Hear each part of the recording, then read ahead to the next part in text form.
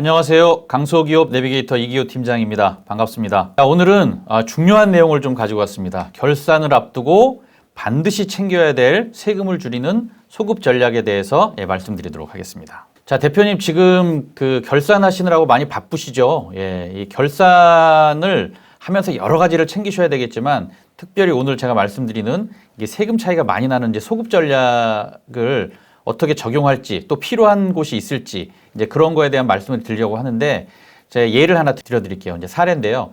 어느 대표님이 요 시기였어요. 요 시기에 그 주식을 증여할 일이 있었는데 이제 계산을 해봤죠. 주가 평가를 해서 계산을 해봤는데 이제 결산을 한 시점에서 증여세를 계산해봤더니 무려 5천만 원 정도가 나왔습니다.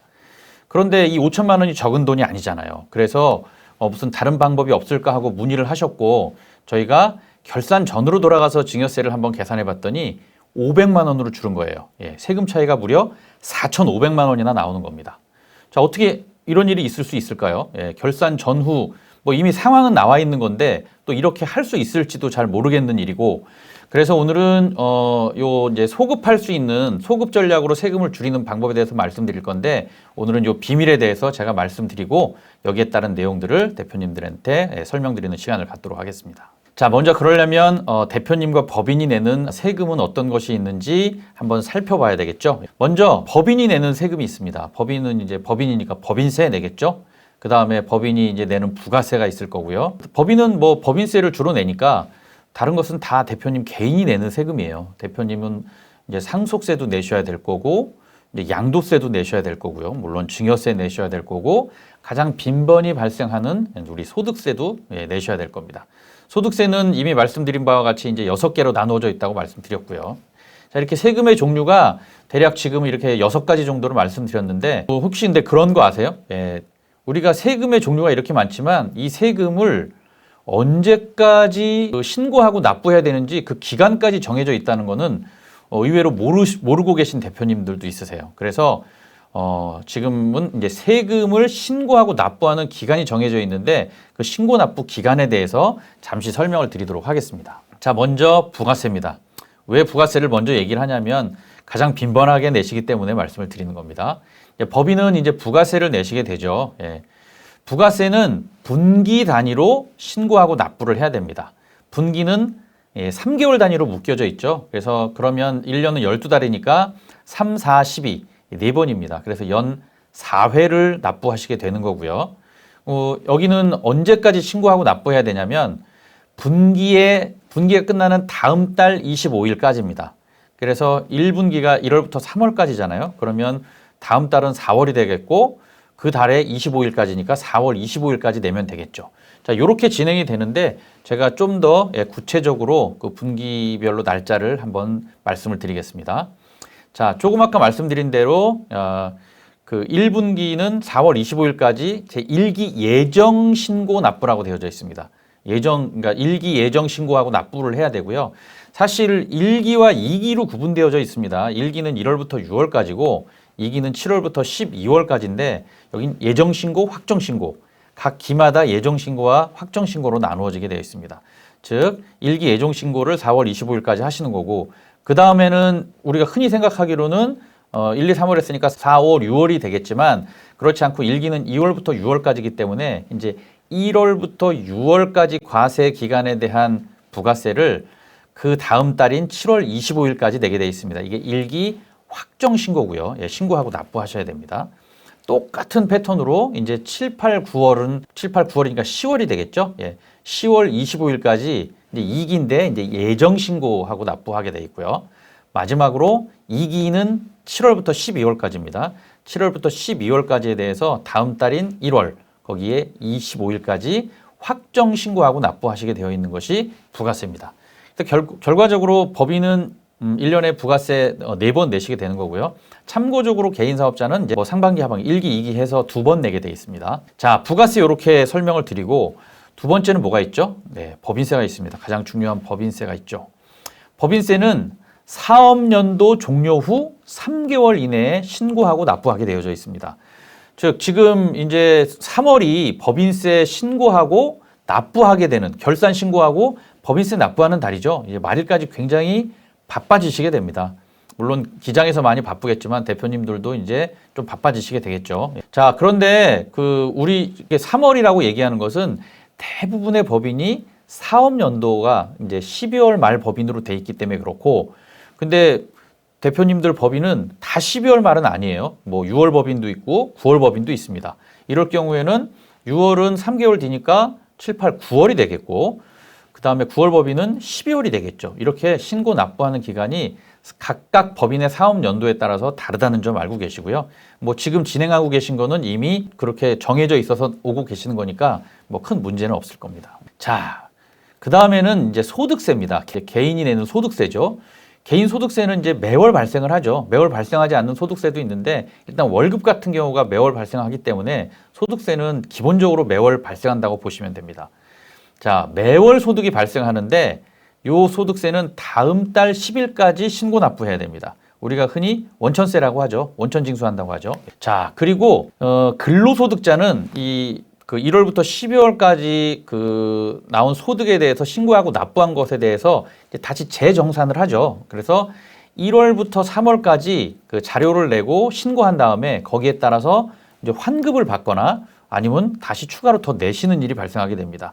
환급 받거나 추가 납부하셔야 되고요. 또 우리가 근로소득자만 있는 게 아니죠. 예, 사업소득자도 있습니다. 사업소득자는 잘 아시는 바와 같이 이제 5월에 종합소득세를 신고하게 됩니다. 이제 5월 31일까지 종합소득세, 이것도 결산이죠. 예, 신고하시게 되고 거기에 따라서 마찬가지로 환급을 받게 되거나 아니면 다시 추가로 더 납부하셔야 되는 그런 상황이 나오게 됩니다.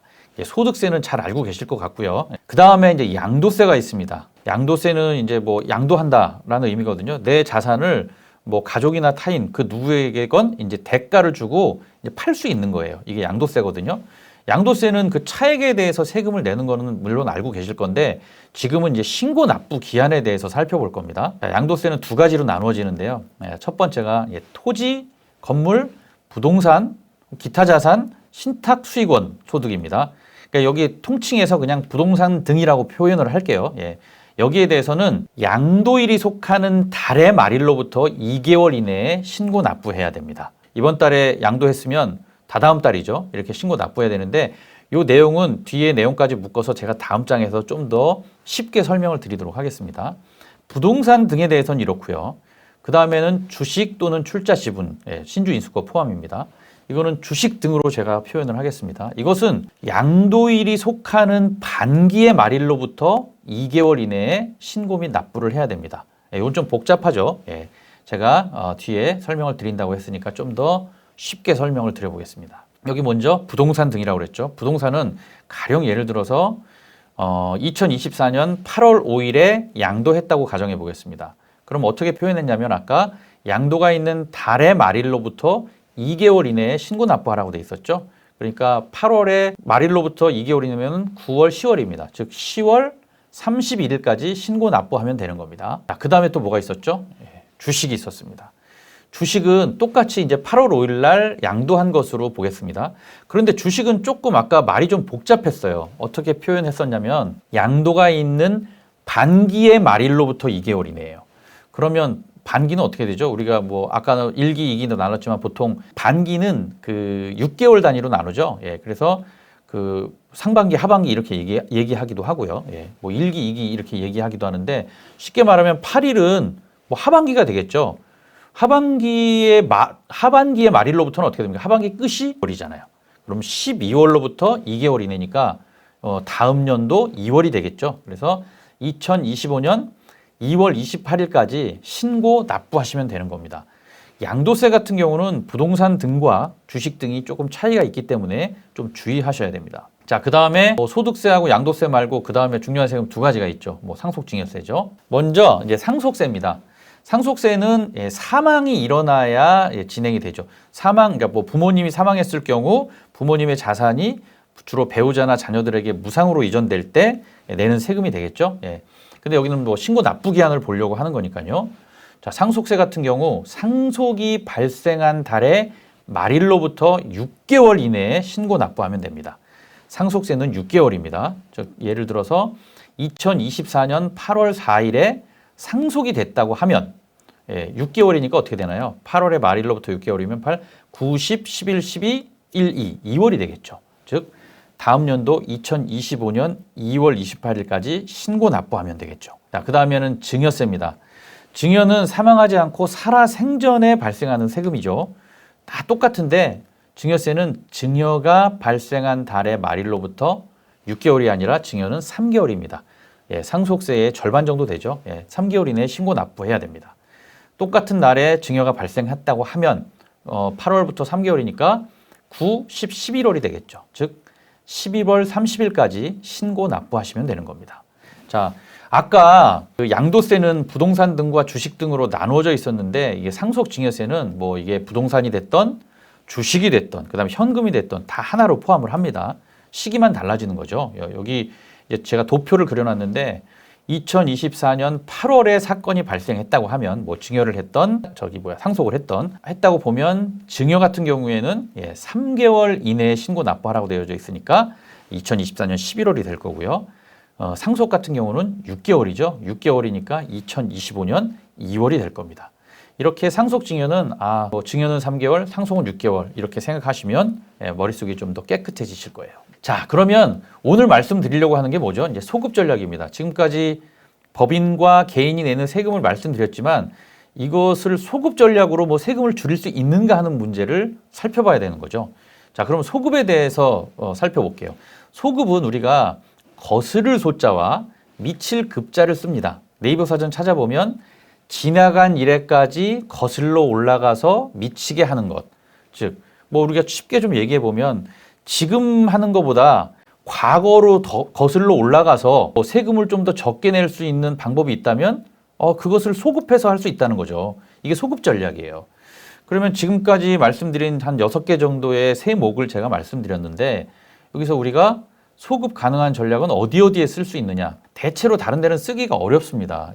돌아가서 할 수 있는 것들이 첫 번째는 뭐가 있냐면 양도세가 있어요. 주식의 하나입니다. 이거는 반기의 말일로부터 2개월 이내니까 작년 하반기는 12월이잖아요. 12월까지 한 것, 뭐 7월부터 12월을 우리가 조절할 수 있잖아요. 한 것을 가지고 2개월 이내니까 2월 말까지 신고 납부하면 되는 것이죠.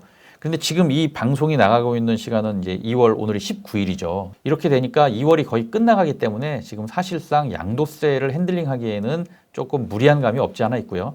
오늘 그래서 말씀드리려고 하는 것이 바로 증여세입니다. 증여세는 증여가 있는 달의 말일로부터 3개월 이내에 신고하게 돼 있잖아요. 즉 주식에 한해서 증여세는 주식 얘기를 하려고 하는 거니까요. 그 12월에 만약에 증여한 것으로 했다면 3월까지 신고를 하면 되는 거니까 이게 할 수 있는 전략 중에 하나가 되는 거예요. 근데 그게 얼마나 차이가 있지? 무슨 의미가 있지? 라는 것을 제가 지금부터 예를 들어서 설명을 해 드리도록 하겠습니다. 자, 여기 이제 주식을 증여하는 데 있어서 중요한 핵심 포인트가 두 가지가 있는데요. 첫 번째가 이겁니다. 주식 증여는 반드시 시가로 해야 된다는 거예요. 왜냐하면 증여를 할 때는 가격이 중요하잖아요. 근데 시가로 해야 되는 겁니다. 액면가 안 된다는 거예요. 두 번째는 그럼 시가를 평가하는데 그 평가하는 데 있어서 가장 핵심은 당기순이익이라는 겁니다. 당기순이익도 직전 연도 당기순이익이 가장 중요합니다. 그 내용을 지금부터 말씀드리도록 하겠습니다. 자, 우리가 늘상 말씀드리지만 뭐 상장이 돼 있는 회사들은 가격이 정해서 주로 사고 팔고 하는데 우리처럼 상장이 되지 않는 비상장 법인들은 그렇게 가격을 정해서 사고 팔 수 없잖아요. 그래서 법에서 정해놨습니다. 법에서 상속증여세법 시행령 54조라고 제가 말씀을 드렸죠. 54조에서 비상장 법인은 이런 방법으로 주식을 평가하라. 그게 보충적 평가 방법인데 이렇게 평가를 해서 요 가격으로 상속증여를 해라. 이 얘기입니다. 그리고 거기에 따라서 세금을 내란 얘기죠. 여기 보면 상속증여세법 시행령 54조가 나오는데 여기 순손익 가치와 순자산 가치를 3과 2의 비율로 계산한다라고 되어져 있습니다. 순손익 가치가 바로 당기순이익이고요. 순자산 가치는 순자산가액, 자본 총계입니다. 그것을 3과 2의 비율, 그러면 좀 어지러울 수가 있는데 3과 2는 뭐냐면 순손익 가치, 즉 당기순이익은 60%로 계산을 하고 순자산 가액은 40%로 계산을 하라는 얘기입니다. 즉 당기순이익의 비중이 좀 더 높죠. 예. 물론 부동산 과다법인은 이렇게 40%, 60%가 바뀝니다. 2와 3으로 계산을 한다라고 되어져 있습니다. 자, 그러면 일단 당기순이익이 포함된 순손익 가치가 높은 비중으로 평가가 되는데 그러면 그 직전 3년간의 당기순이익은 어떻게 평가를 하는지 한번 보겠습니다. 동령이에요. 상속증여세법 시행령 56조에 최근 3년간의 순손익의 계산 방법이 나옵니다. 여기 밑에 나오는데 요것만 보시면 될 것 같아요. 이제 즉 직전 연도는 곱하기 3을 해주고요. 예, 그 가중치를 두는 거예요. 예, 그 다음에 2년 전 거는 곱하기 2, 3년 전 거는 곱하기 1입니다. 여기서 보시는 바와 같이 직전 연도 당기순이익이 굉장히 중요한 역할을 하죠. 자, 그러면 우리가 이렇게 개념은 이해했는데 실제로 어떻게 그 시가평가에 영향을 미치는지 실제 예를 한번 보도록 하겠습니다. 여기 법인이 있습니다. 주식회사 땡땡땡이 있는데요. 이 법인은 2019년에 설립됐습니다. 예, 자본금은 1억이었고요. 주주 구성은 대표님이 50%, 배우자가 50%입니다. 여기는 이미 배우자 증여공제를 활용한 주식 소각을 위해서 스타트부터 이렇게 가이드를 받고 5대5로 들어가셨어요. 자, 이 법인의 평가, 시가 평가를 할 건데 19년을 했는데 직전 4년을 제가 보여드렸습니다. 24년, 23년, 22년 거꾸로 21년까지 보여드렸는데 24년은 작년이잖아요. 이제 작년이 됐네요. 이번에 결산할 연도입니다. 자, 이 법인은 대체로 초반기에는 한 1억 정도의 당기순이익이 나는 회사였습니다. 조금 못 미치기도 하고 좀 넘기도 했는데 제가 위아래는 빼고 이제 수치를 좀 단순화시켜서 말씀드릴게요. 자, 21년에도 역시 당기순이익 1억 정도 났고요. 22년에도 1억이 났습니다. 그리고 최근에 당기순이익이 좋아지기 시작했어요. 2023년도에 2억이 났고요. 작년에는 무려 3억이 났습니다. 그러면 여기에 따라서 순자산가액, 자본 총계가 바뀌죠. 예, 순자산가액은 자본금 플러스 당기순이익이 주로 합쳐지는 거기 때문에 2021년에 4억이 됐고 22년에 5억, 23년에 7억, 24년에는 이제 무려 10억이 됐어요. 자, 그러면 여기서 결산을 한 후의 시가평가액과 결산을 하기 전 시가평가액, 다시 말하면 당기순이익이 포함된 시가평가액과 직전 연도에 당기순이익이 포함되지 않은 시가평가액이 얼마나 차이가 나는지 한번 보여드리겠습니다. 자, 2024년 결산을 즉 당기순이익을 포함해서 결산을 했더니 시가평가액이 약 18억이 나왔습니다. 많이 나왔죠. 1억짜리 자본금으로 시작한 회사가 이제 시가평가가 18억이나 된 거예요. 자, 그렇다면 2024년 당기순이익 3억이 포함되지 않는 시가평가를 계산한다면 얼마가 나올까요? 계산했더니 13억이 나왔습니다. 무려 5억이 빠졌죠. 예, 적은 거 아닙니다. 이렇게 된다면 저 배우자가 가지고 있는 50%의 가격이 달라지게 되는 거예요. 예, 한번 보겠습니다. 자, 작년에 진행했던 건데 제가 실감나게 올해로 표현을 할게요. 이 배우자가 대표님에게 주식 50%를 이제 증여하시려고 그래요. 2025년, 지금 시점이 25년 2월이니까 이거 계산한 걸로, 지금 시점에 그 결산한 걸로 하려고 했더니 어떻게 되냐면 배우자의 시가평가액이 18억이라고 그랬잖아요. 18억에 50%면 무려 9억이 됩니다. 여기에 대한 증여세를 한번 볼까요? 자, 9억에서 배우자 증여공제 6억을 뺄 거예요. 예. 배우자 증여공제 6억을 뺐더니 3억이 나왔습니다. 과세표준이. 3억에 대한 증여세는 20%죠. 그러면 3이 6, 6천만 원에 1억까지 1천만 원 낸 건 빼야죠. 그래서 누진공제 1천만 원을 뺐더니 5천만 원의 증여세가 나온 겁니다. 5천만 원은 결코 작은 돈이 아니죠. 쉽게 내기가 어려운 돈이에요. 그래서 다른 방법이 없을까 이제 하다가 이렇게 된 거죠. 2, 3개월 전으로 한번 소급을 할 수 없을까라고 해서 뒤로 간 거예요. 즉 2024년 12월에 증여한 것으로 하겠다는 것이죠. 이게 뭐냐면 증여세는 어떻게 되죠? 증여가 있는 달의 말일로부터 3개월 이내에 신고할 수 있으니까 저기는 지금 2월이지만 2월이면 11월에 증여해도 되는 거예요. 예, 근데 제가 마지노선으로 지금 우리가 3월이 남았기 때문에 12월로 표현을 합니다. 12월에 즉 결산하기 전 직전 연도 당기순이익이 들어오기 전 금액으로 계산을 할 수 없을까? 할 수 있다예요. 그렇다면 가격이 얼마나 될까? 시가가 보겠습니다. 했더니 소급했을 때 배우자의 시가평가액은 아까 13억이라고 그랬잖아요. 13억의 50%는 6억 5천으로 떨어집니다. 그럼 여기에 대한 증여세를 보면 6억 5천에서 배우자 증여공제에 6억을 빼겠죠. 그러면 5천만 원이 과세표준이 됩니다. 증여세 1억 미만은 10%잖아요. 5천에 10%면 500만 원. 500만 원이 되는 거예요. 자, 그럼 이게 어떻게 되나요? 이제 보면 소급했더니 결산 후 증여 시 세금은 5천만 원이었지만 결산 전 증여 시 세금은 500만 원으로 무려 소급 전략으로 4,500만 원이나 절세가 가능했더라는 것입니다. 안 하실 분이 있나요? 바로 했죠. 그래서 지금 때가 굉장히 중요합니다. 지금 이런 이슈에 우리 법인이 있는지 없는지 조차 살펴보지 못하실 수도 있는데 지금 한번 결산 내용하고 주주 구성을 보시고 지금 이 증여를 해야 된다면 지금이 가장 좋은 적기입니다. 사실 더 빨리 했으면 좋겠지만 이렇게 시기가 지났다고 생각했을 이때도 3월까지는 시간이 있는 거예요.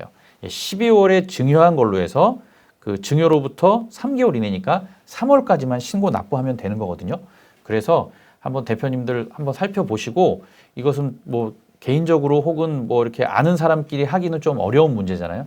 그래서 이럴 경우는 전화 주시면 저희가 이제 친절히 상담 시간을 잡고 들어가도록 하겠습니다. 자, 여기에 마지막. 자, 양도소득세 2월 과세 적용 대상 자산 확대라는 법이 있죠. 이거 이전에도 나왔었는데 세법 개정으로 나왔었는데 사실 진행이 안 됐습니다. 그런데 이번에 2024년 세법 개정안이 이제 확정이 됐죠. 누누이 그러니까 이거 매번 반복적으로 말씀드렸기 때문에 아는 얘기인데 여기 양도일 전 10년 이내에 증여받은 토지, 건물, 부동산, 이 부동산 등이잖아요. 여기에 대해서는 이 자산을 양도할 경우에 이 증여한 사람의 최초의 취득가액을 기준으로 양도 차익을 계산하겠다. 이게 주로 어디에 썼었냐면 이제 부동산 같은 경우 지금 1억에 남편이 1억에 사서 지금 현재 6억이 됐는데 이걸 지금 팔면 차액에 대해서 즉 5억에 대해서 세금을 내야 되잖아요. 근데 그거를 회피하기 위해서 이 6억짜리 부동산을 배우자에게 증여합니다. 그럼 배우자 간 증여 6억까지 증여 공제가 되잖아요. 그러니까 배우자 간 증여 공제 세금이 없어요. 그럼 그 배우자가 그 6억을 팔아요. 그러면 배우자가 취득한 것은 6억, 판 것도 6억. 그러니까 차액이 0이니까 세금이 없죠. 자, 이것을 썼더니 이 법은 이미 옛날에 쓰지 못하게 이 법에 제한을 걸어뒀었죠. 왜냐하면 이러니까 조세 회피를 하기 때문에 부동산을 가지고 그러니까 배우자 증여공제를 활용해서 부동산 양도했을 때 조세 회피를 방지하기 위해서 5년을 걸었었어요. 즉 배우자가 증여를 받고 5년 이내에 양도를 하게 된다면 이 남편이 최초에 취득한 가격으로 양도 차익을 계산하겠다는 거예요. 차익이 많이 나겠죠. 증여가액에서는 빵인데 최초의 취득가액으로 하면은 차익이 많이 나겠죠. 말 그대로 하면은 5억의 차익이 나는 거예요. 자, 그래서 5년의 제한을 뒀다가 이게 10년까지 늘어난 것이 현재의 법이었습니다. 10년이면 사실 부동산을 배우자 증여 공제를 활용해서 양도세를 줄인다는 것은 실제적으로는 어려운 일이 되었죠. 그래서 이게 매우 어려운 일이었는데 여기에 주식이 없었어요. 그래서 지금까지 배우자로부터 주식을 증여받고 그걸 바로 회사에 양도해서 양도가액을 받고 하는 이런 솔루션들을 엄청 진행을 했었는데 이제 이게 법이 포함을 시켰어요. 주식을. 양도일 전 1년 이내에 증여받은 주식도 최초에 받은 가격으로 계산을 하겠다라는 거잖아요. 즉 무슨 얘기냐면 지금 주식을 만약에 한 6억이라고 가정을 해볼게요. 6억에 받아서 6억에 법인에게 양도하고 6억에 대한 대가를 받았으면 배우자 증여공제는 없으니까 증여세도 없고 양도 차익도 없으니까 양도 차익도 없었는데 이제 그것도 건 거예요. 1년 이내에 만약에 팔게 되면 남편이 최초에 취득한 가격, 액면가가 될 수도 있잖아요. 그러면 그 어마어마한 가격 차이에 대해서 양도세를 부과해야 되니 지금부터 증여받은 거는 1년 이내에 팔아라라는 사인이거든요. 자, 근데 그게 언제부터냐면 여기 잘 보세요. 적용 시기는 2025년 1월 1일 이후 증여받은 분부터 적용이에요. 그러니까 지금 2024년 12월에 증여한 것으로 한다면 이 법에서조차도 2025년 1월 1일 이후 증여한 게 아니잖아요. 이 이전에 한 거니까 여기서로부터도 자유로울 수 있다라는 점을 말씀드립니다. 이제 굉장히 중요한 시점에 서 있는 겁니다. 지금 증여를 할 경우 이 법으로부터도 자유롭고 그다음에 소급했을 경우 증여세도 대폭 절감시킬 수 있는 중요한 포인트에 있는 거죠. 자, 오늘 요 말씀을 드렸고 한번 이제 정리해 보겠습니다. 첫째, 이제 소급 전략으로 증여세를 절세할 수 있습니다. 그리고 이제 주식 증여 시에는 반드시 시가로 해야 된다고 말씀드렸고 그 시가를 결정하는데 가장 중요한 핵심은 당기순이익의 포함 여부인데 그것도 직전 당기순이익이요. 자, 그래서 시가를 그렇게 해서 낮추려면 당기순이익을 포함하지 않고 할 수 있도록 하고 그러려면 12월 31일 이전에 증여를 마쳐야 됩니다. 자, 신고 납부 기한은 이제 3월까지 한 달 10일이니까 한 40일 정도 남았습니다.